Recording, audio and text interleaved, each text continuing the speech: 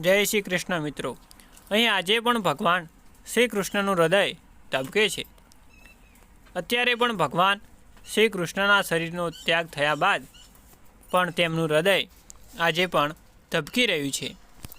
શરીરમાંથી પ્રાણ નીકળી જાય ત્યારે બધા લોકો હૃદયની ગતિ શાંત થઈ જાય છે, પરંતુ શું તમે જાણો છો કે અત્યારે પણ ભગવાન શ્રી કૃષ્ણના શરીરનો ત્યાગ થયા બાદ પણ તેમનું હૃદય આજે પણ ધબકી રહ્યું છે। આ એક પોતાની જાતમાં એક અનોખું રહસ્ય છે। સાંભળવામાં આશ્ચર્યજનક છે, પરંતુ પુરાણોમાં આપવામાં આવેલ જાણકારી અને કેટલીક ઘટનાઓથી તમે પણ આ સત્યની સામે નતમસ્તક થઈ જશો। તો ચાલો જાણીએ એ ક્યાં આજે પણ શ્રી કૃષ્ણનું હૃદય ધબકે છે। હૃદયમાં જ્યોત સળગતી રહી છે। કથા એવી છે કે જ્યારે ભગવાન શ્રી વિષ્ણુએ દ્વાપર યુગમાં શ્રી કૃષ્ણ તરીકે અવતાર લીધો ત્યારે તે તેમનું માનવ સ્વરૂપ હતું। સૃષ્ટિના નિયમો અનુસાર જે જન્મે છે એનું મૃત્યુ પણ નિશ્ચિત છે।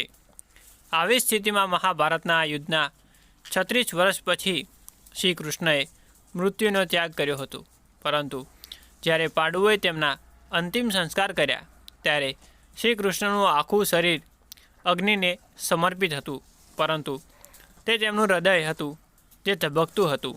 અગ્નિ બ્રહ્મના હૃદયને બાળી શક્યો નહીં। આ દ્રશ્ય જોઈને પાંડવો આશ્ચર્યચકિત થઈ ગયા હતા।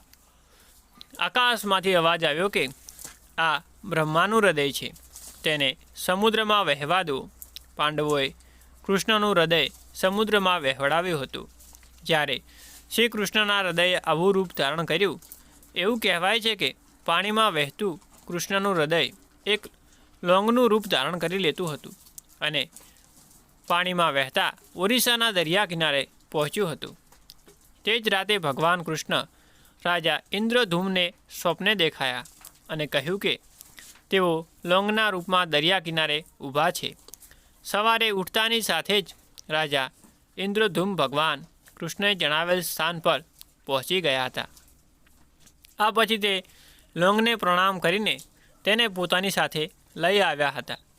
વિશ્વકર્માજીએ આ લોંગમાંથી ભગવાન જગન્નાથ, બલભદ્ર અને સુભદ્રાજીની મૂર્તિઓ બનાવી હતી। અહીં શ્રી કૃષ્ણનું હૃદય ધબકે છે। ભગવાન શ્રી જગન્નાથની મૂર્તિ લીમડાના લાકડામાંથી બનાવવામાં આવે છે અને તેને દર 15 અને 19 વર્ષ પછી બદલવામાં આવે છે। તેને નવ કાલવાર અને પુનર્જન્મ તરીકે પણ ઓળખવામાં આવે છે। જ્યારે પણ આ ધાર્મિક વિધિ કરવામાં આવે છે ત્યારે સમગ્ર શહેરની વીજળી કાપી નાખવામાં આવે છે। આ પછી મૂર્તિ બદલતા પૂજારી ભગવાનનો ચહેરો બદલી નાખે છે।